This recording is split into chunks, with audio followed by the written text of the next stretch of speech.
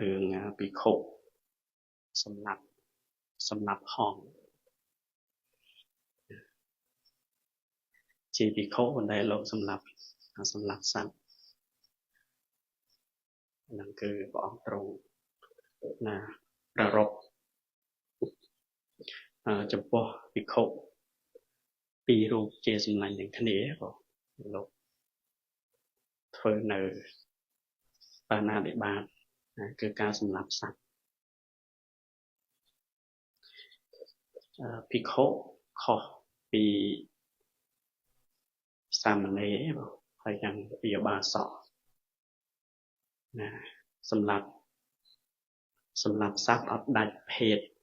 ជាភិក្ខុទេណាបើសាមណេរត្រូវមានសញ្ញាគៈត្រូវឲ្យមាននេះសច្ចេ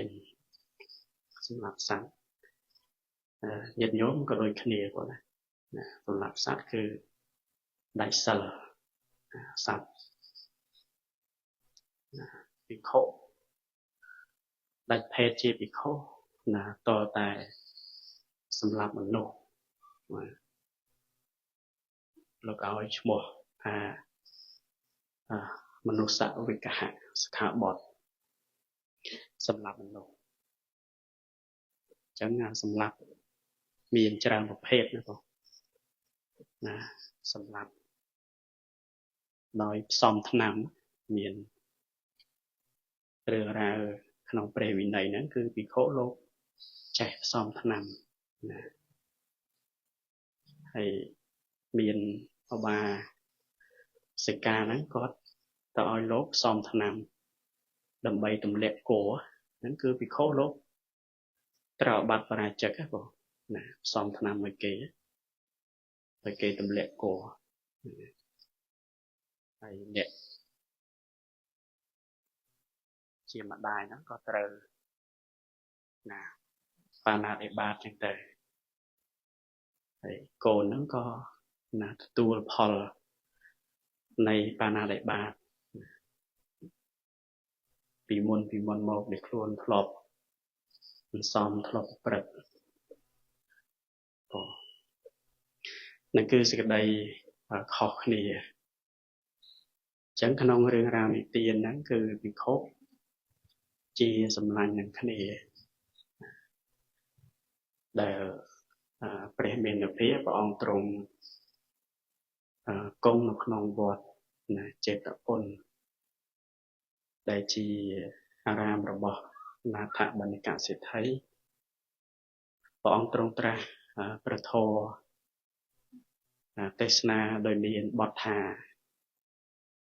ហដ្ឋសញ្ញតោហដ្ឋហ្នឹងគឺដៃភិក្ខុហ្នឹងគឺក៏បីសម្រួមដៃហើយក្នុងការនោះឯងមានភិក្ខុពីររូបជាសម្លាញ់នឹងគ្នាបានបព្វជិឧបសម្បទាបព្វជិហ្នឹងយើងសំដៅដល់ភាពជាសាមណេរប៉ុណ្ណាបព្វជិ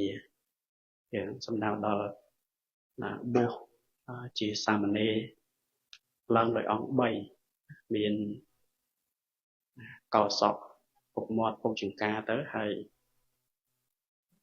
ស្លៀកដណ្ដប់សម្ពត់ការសាយៈហើយនឹងសុំត្រៃសរណគមនឹងគឺឡើងទៅជាសាមណេរឈ្មោះថា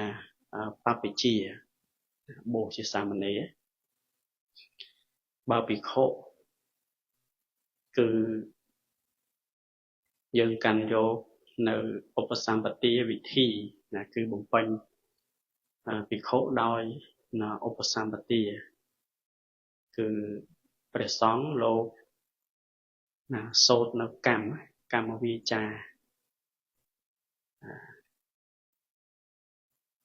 ជាវាចាដែលមានកម្មហ្នឹងឯងជាកម្រិត4គេហៅថាញត្តិចតតកម្មវាចា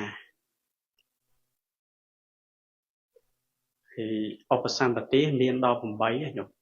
ឧបសម្បទា មានអេហេភិក្ខុអេហេភិក្ខុហ្នឹងគឺគ្រាន់តែព្រះមេរុភាពព្រះអង្គទ្រង់បញ្ចេញវាចាថាអ្នកចូលជាភិក្ខុចោះហ្នឹងគឺបរិខាអដ្ឋបរិខាទាំង8ហ្នឹងគឺថាសម្រាប់ព្រមមានប្រកបដល់ភិក្ខុអង្គនោះពុកមាត់ពុកចង្កាយហ្នឹងគឺដាច់ទៅតែម្ដងណាខ្ញុំធ្លាប់ស្ដាប់ប្រវត្តិរឿងរ៉ាវរបស់ចេតិលទាំង1000រូបហ្នឹងគឺសពតែទទួលនៅអេហេភិក្ខុហើយមានករុធម្មឧបសម្បទាការដែលឧបសម្បទាដោយទទួលគោរពធម៌ករុធម៌ទាំង8ព្រះអង្គទ្រង់ប្រទានដល់ពនាងដែលជាព្រះមេតុច្ឆាកាលដែលព្រះអង្គមានប្រជញ្ញបានទៅតែប្រសូតទៅក៏ពនាងមាយាទេវីសោយវិឡាឡាយទៅបានព្រះមេតុច្ឆាហ្នឹងក៏បានបំបៅទឹកខ្សីហើយក៏ព្រះនន្ទសុំអង្វរដើម្បីឲ្យភិក្ខុជាស្រីហ្នឹងបានបួសអញ្ចឹងព្រះអង្គទ្រង់ប្រទាននៅគរុធម្មឧបសម្បទាដោយការទទួលនៅគរុធម៌ហើយចំពោះពនាងសាកយាមីហ្នឹងបានឧបសម្បទាអំពីសំណាក់នៃភិក្ខុណីដែលជាព្រះមេតុច្ឆាហ្នឹងហើយបានសម័យក្រោយមកទៀតក៏ព្រះអង្គទ្រង់អនុញ្ញាតឲ្យភិក្ខុណីហ្នឹងបួសតតែបួសទាំងពីរចំណែកលោកឲ្យឈ្មោះថាអដ្ឋវាជិកាដោយកម្មវាចា8គឺបួសខាងភិក្ខុណីដោយញត្តិចតុតកម្មវាចាម្ដងបួសខាងភិក្ខុនឹងឯងដោយញត្តិចតុតកម្មវាចាម្ដងភិក្ខុណីបួសសូត្រកម្មវាចា2ដងបានឡើងទៅជាភិក្ខុណីអញ្ចឹងបើសិនណាបួសពីសំណាក់ភិក្ខុតែម្ដងអត់ភិក្ខុណីក៏បួសអត់ឡើងហ្នឹងគឺ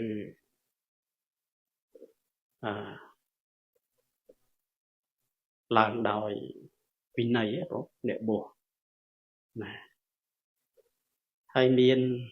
អវាទៈឧបសម្បទាគឺការទទួលនៅអូវាទហ្នឹងគឺជាឧបសម្បទារបស់ព្រះមហាកស្សបៈថេរៈដែលព្រះមានពុទ្ធព្រះអង្គទ្រង់ប្រទានឱវាទហើយក៏ទៅជាភិក្ខុនឹងតែម្ដងហើយមួយទៀតឧបសម្បទាដោយបញ្ហាជាករុណូឧបសម្បទាមានន័យថាព្រះអង្គទ្រង់សាកសួរបញ្ហាពធទៅសាមណេរហ្នឹងដោះស្រាយបានល្អបានពីរោះហៅថាសាមណេរបញ្ហាអេកនិមកੰអីហ្នឹងទ្វិនិមកੰតិនិមកੰអញ្ចឹងសាមណេរលោកដោះស្រាយបានល្អហ្នឹងហើយបានបន្តមកទៀតមកគឺញត្តិចតុតកម្មវាចាហ្នឹងគឺឧបសម្បទាដោយទទួលញត្តិពីភិក្ខុហើយនៅក្នុងបឋមពោធិកាគឺ បងត្រង់មិនទាន់បានបញ្ញត្តិ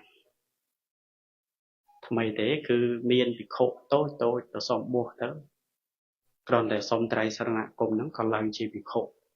នឹងឲ្យឈ្មោះថាណាតិសរណៈឧបសម្បទាគឺថាឧបសម្បទាដោយគ្រាន់តែសុំត្រៃសរណគមមានភិក្ខុណាសត្រសៈភិក្ខុនឹងតូចតូចបួសអត់ទាន់គ្រប់អាយុណាក្នុងបឋមពោធិកាហើយដល់ពេលបួសតូចតូចចឹងទៅពេលយប់ឡើងយំបងយំឃ្លានបាយឃ្លានបាយល្ងាចមានលោកចាស់មានប្រវត្តិអីឃ្លានបាយល្ងាចដល់យំអត់មានទេណាវិខោសតរស័កលោកបោះក្មេងៗពេលយប់ឡើងយំបងសួរព្រះអនន្តឮយំចឹងមានវិខោក្មេងៗហ្នឹងឃ្លានបាយអត់ហ៊ានឆាន់ដែរចាប់ពីពេលហ្នឹងទៅក៏ព្រះអង្គទ្រង់អនុញ្ញាតបញ្ញត្តិសិក្ខាបទណាមិនត្រូវឲ្យភិក្ខុនឹងឯងមកបួសកុលបុត្រដែលមានអាយុមិនទាន់គ្រប់20ទេមិនត្រូវឲ្យឧបសម្បទាទេឧបសម្បទាហើយណាអ្នកឧបសម្បទានឹងត្រូវអាបត្តិហើយអ្នកដែលបួសហ្នឹងគឺមិនឡើងទេមិនឡើងជាភិក្ខុទេហ្នឹងគឺនិយាយពីការបួសណាមានបទមានបែបតាមវិន័យទៅតែព្រះសង្ឃលោកបានសិក្សាមកណាជួនញាតិញោមបានជាទីសម្ដាប់ចឹងហើយនិយាយពីភិក្ខុពីរអង្គនឹងឯងលោកបានបព្វជិឧបសម្បទាហើយក៏ថ្ងៃមួយលោកទៅស្រង់ទឹកនៅស្ទឹងអចរវតីណាស្ទឹងហ្នឹងគឺញាតិញោមធ្លាប់ទៅនេះបានស្គាល់ហើយណាមានណាប្រវត្តិរឿងរ៉ាវហ្នឹងជូរចត់ណាស្ទឹងអចរវតីនាងបដាចាហ្នឹងបាត់កូនណាកូនលងទឹកស្ទឹងអចរវតីហ្នឹងហើយវិឌុដេភៈដែលទៅធ្វើសង្គ្រាមជាមួយនឹងសាក្យៈហ្នឹងក៏ណាតិចលងទឹកស្ទឹងអចរវតីហ្នឹងសពថ្ងៃគណៈធម្មយាត្រាយើងបានទៅទេសនាអីស្ទឹងអចរវតីហ្នឹងបានជាទីសង្វេគអញ្ចឹងដែរបងនៅមានទឹកហូរណាមានស្ពានឫស្សីគេឆ្លងអីទៅមកជនជាតិឥណ្ឌាក៏ប្រើប្រាស់អីសពថ្ងៃហ្នឹងដែរមិនមែនមានតែក្នុងគម្ពីរទេបងណាមានប្រកបជាក់ស្ដែងហើយលោកស្រង់ទឹកហើយក៏លោកណាឈោសម្ដៅថ្ងៃឈោអាំងថ្ងៃទៅក៏ស្រាប់តែឃើញហង្សហោះលើអាកាសពីរហើយភិក្ខុលោកអបសក់លោកមកលោកថាណាលោកនឹងផ្ទាត់ក្របភ្នែកហង្សឯងឲ្យខ្វាក់លោកនិយាយចឹងហើយភិក្ខុតែជាសម្លាញ់ហ្នឹងលោកថាអត់ជឿទេណាអត់ជឿតែពេលអត់ជឿចឹងទៅក៏ថាអ្នកមានអាយុចាំមើលចឹងទៅហើយផ្ទាត់ហ្នឹងមានន័យថាធម្មតាសត្វមាត់អីភ្នែកវាមិនមែនដូចយើងទេញោមណាភ្នែកមិនឆ្វេងស្ដាំណាភ្នែកចំហៀងឆ្វេងស្ដាំអញ្ចឹងនៅពេលដែលហោះបើភិក្ខុលោកនៅខាងស្ដាំมันអាចមើលភ្នែកខាងឆ្វេងឃើញទេមិនអញ្ចឹងញោមណាអញ្ចឹងភិក្ខុហ្នឹងលោកថាលោកនឹងបន្ទាត់ក្របភ្នែកខាងឆ្វេងហ្នឹងឲ្យត្រូវណាអញ្ចឹងលោកបន្ទាត់ក្របពីក្រោយហង្សទៅដើម្បីឲ្យហង្សហ្នឹងឯងងាកមើល ងាកមើលបែរមើលទៅក៏ភិក្ខុហ្នឹងលោកផ្ទាត់ត្រូវភ្នែកខាងឆ្វេងធ្លាយពីម្ខាងទៅម្ខាងតែក៏ធ្លាក់ចិត្តជើងភិក្ខុហ្នឹងឯងលពឹសដៃបងចឹងបានក្នុងវាថាព្រះអង្គទ្រង់សម្ដែងឲ្យសង្រួមដៃហដ្ឋសញ្ញតោអញ្ចឹងនៅពេលដែលភិក្ខុលោកផ្ទាត់គ្រប់គ្រោះហ្នឹងធ្លាក់ទៅក៏ភិក្ខុទាំងឡាយក៏មកទូមានថាអ្នកមានអាយុមកបួសក្នុងសំណាក់ពុទ្ធសាសនាមិនសមបើនឹងធ្វើបានដែលបានចឹងសោះហើយក៏នាំតកលព្រះមានប្រភាព្រះអង្គក៏ទ្រង់ត្រាស់សួរថាអ្នកបានធ្វើអំពើបែបហ្នឹងឬបបិទ្ធព្រះអង្គខ្ញុំព្រះអង្គហ្នឹងបានធ្វើមែនគឺมันអាចកុហកព្រះបានទេណាចឹងហើយក៏ព្រះអង្គទ្រង់ត្រាស់ថាមិនសមថាអ្នកទាំងឡាយដែលបួសក្នុងសំណាក់របស់ព្រះពុទ្ធដែលជាសាសនានាំសត្វទាំងឡាយឲ្យចេញចាកទុកហ្នឹងប្រព្រឹត្តបែបហ្នឹងសោះបណ្ឌិតក្នុងកាលមុនសំបីតែមិនមានប្រពុតឧបតិឡើងក៏លោកជាអ្នករក្សាដោយបរិសុទ្ធរក្សាសិលឲ្យបរិសុទ្ធខ្លាចនៅទោសទាំងឡាយសំបីមានប្រមាណតិចខ្លាចនៅសេចក្តីសាមងសំបីមានប្រមាណបន្តិចបន្តួចចឹងហើយក៏ភិក្ខុទាំងឡាយហ្នឹងក៏អង្វរព្រះមេនុភាថ្វាយព្រះអង្គឲ្យរតនីនៅប្រវត្តិរឿងរ៉ាវនិទានហ្នឹងចឹងបានព្រះមេនុភាព្រះអង្គទ្រង់ត្រាស់សម្ដែងនៅកុរុកុរុធម្មជាដកកុរុហ្នឹងគឺដូចមិនមែនប្រែថាធ្ងន់ទេគេរូបបានធ្ងន់គ្រប់កុរុនឹងប្រែថាម៉េច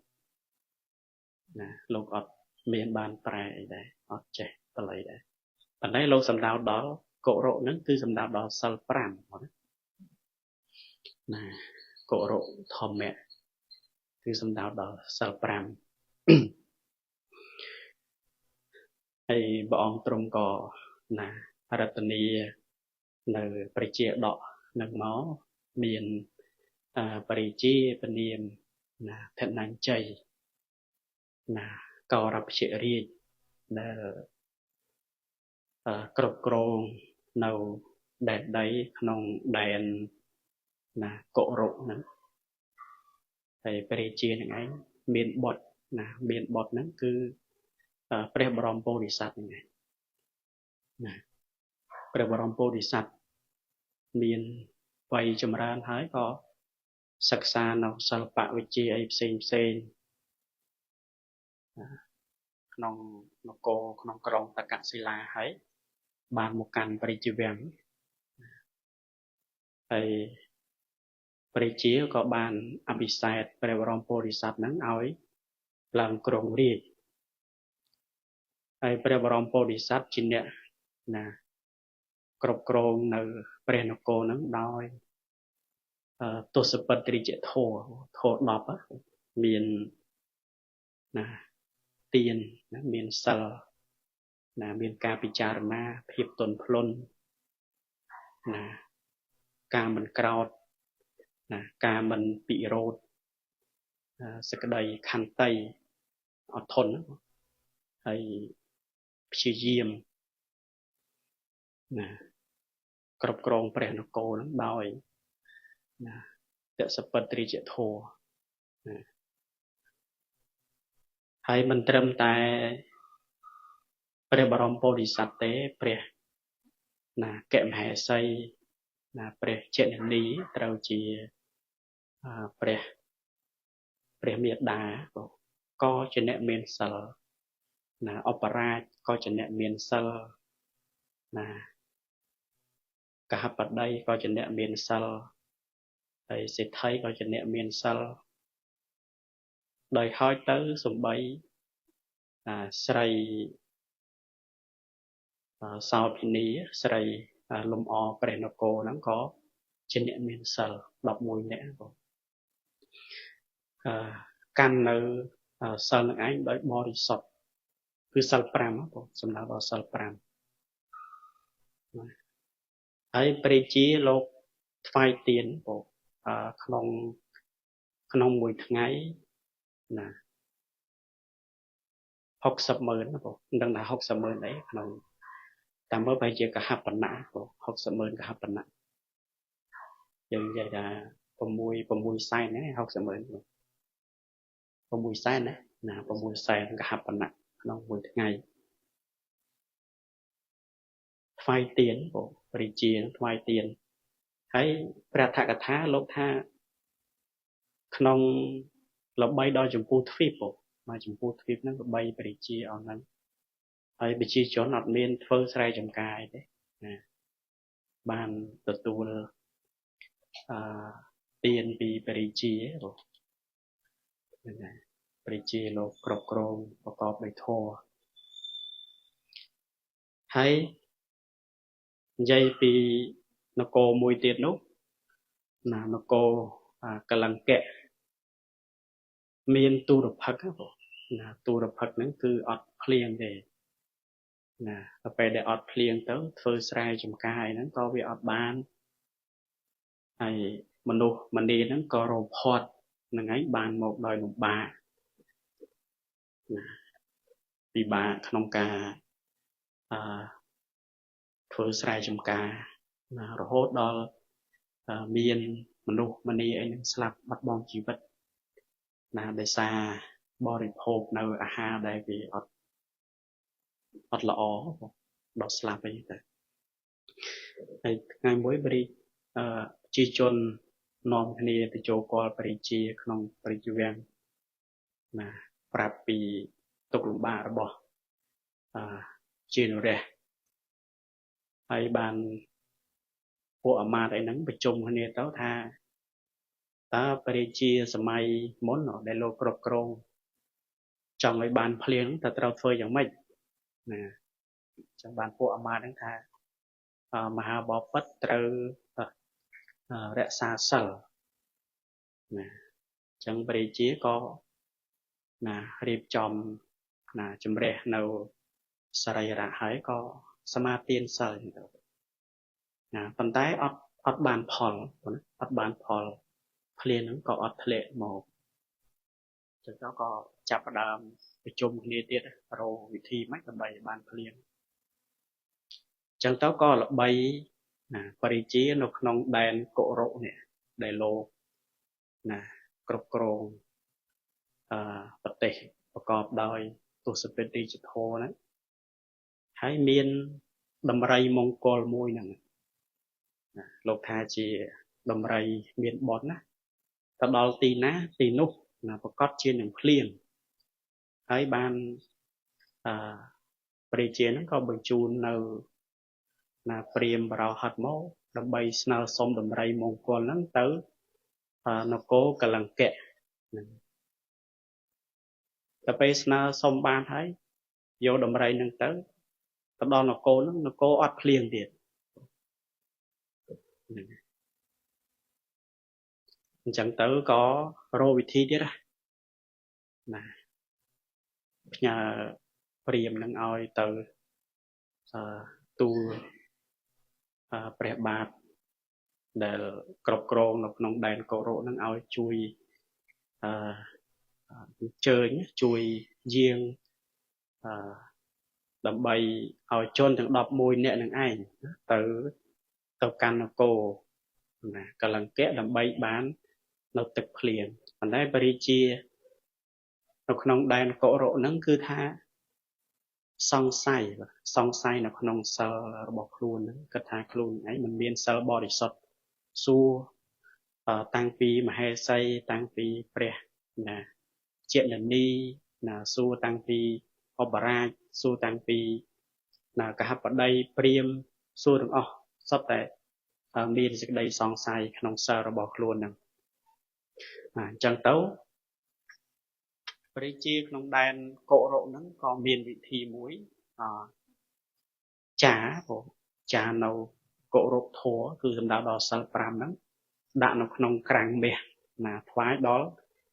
chia nó không đàn là cả là kệ chẳng tấu bàn bờ càng bè mời tấu khơi có chập đam mà tin sớ là liếng có thệ mòn hay có phong sân đại chia đọ màu phần nắng có bọn trùng là phải trùng chia đọ đó là cái chia nó không đèn là cổ rộ nó cứ sầm đào cứ tập tha còn những ai là cứ bọn trùng tha đặt tên đi mô tha nó sầm bay bẩn đất nó không càng môn á đại và đệ sầm thị mô nó không sầm máy đây mình miên phải quật là thấy cọp bay để xa nó xa ra bọc luôn nó mới bò đi sọt cho tầm ròm nè thằng lái nè đại là đại ca là toàn Phật sát na hỡi hãy đấy bán mình để xa xa ra bọc luôn ngay nói bò đi sọt chẳng tới co bọn trùng tra nơi phải kia thả là hạt thả sang nhật tàu và tệ sang nhật tàu là vì cha dễ sang nhật tàu là sang nhật tập tầm máu ai chọn tại đẹp tàu sama hệ tàu là e cao son tốt sĩ tàu tạ mà hụ bị không đây thà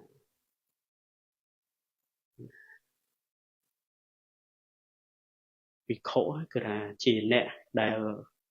có bay sừng rôm nào là sừng rôm nào đai ấy sừng rôm nào đai là sừng rôm nào trường hay sừng rôm nào ắt tập hiệp hay sừng rôm vì cha chỉ nét để tây ó không chỉ nét tây ó không ca chấm ra nó và cả mặt thang để miền nó không luôn chỉ nét miền chặt không còn móm chỉ nét nấu ai chỉ nét tây ó nó không thô ta tha cốt hao bị khổ nó ai thá ta tha cốt hao cho nó ai thá chia bị khổ thấy ban nó không là thà cả thá lô bình thường là bộ bìa thà hạt thả sang nhật tàu đấy cứ ban đó là cả sừng rùm nâu đầy nó cứ dầm đào đó cả đại mình rồi leng nâu đầy thì nó không ba năm để ba đó bộ đầu cả cục của quê ấy sạt ấy chẳng mình biết biển nơi sạt tầng lai là miền dị vật nó nói đại đề thầy chơi nó có đôi kia lại quá một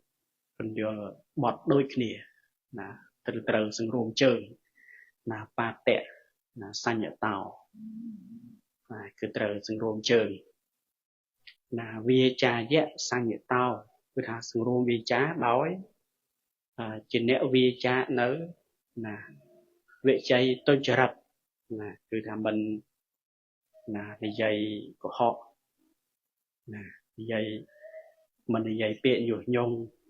mình là dây bịa sâu xiết mình là dây bịa rồi đi ở phía dưới cứ đã vi cha dễ sang ở tàu hay lục vô to đầu tiên hà ai chọn tại đợt tàu sama hệ tàu cứ mình để hà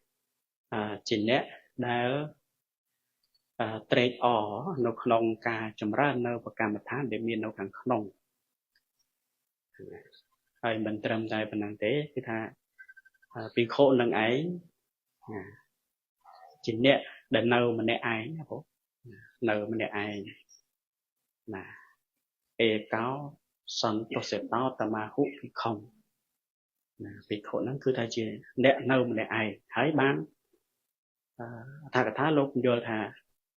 để nơi mình để ai cứ sinh nào đó là con là gia nó có thôi chuẩn là hốt đó là bây giờ giờ buộc quần để miền là chia sẻ nơi mình để ai mìnhประกอบនៅជាមួយនឹងកិលេសបទនៃព្រះគាថាហ្នឹងគឺព្រះមេនភាពព្រះអង្គទ្រង់សម្ដែងទៅក្នុងនៃពធហ្នឹងដល់ជ្រាលជ្រៅរហូតទៅដល់អរហត្តមគ្គហ្នឹងចឹងបានព្រះអង្គទ្រង់សម្ដែងព្រះគាថានឹងចប់ទៅជនទាំងឡាយក៏បានសម្រេចនៅមគ្គផលណាដោយប្រការដូចនេះឯងសូមអនុមោទនា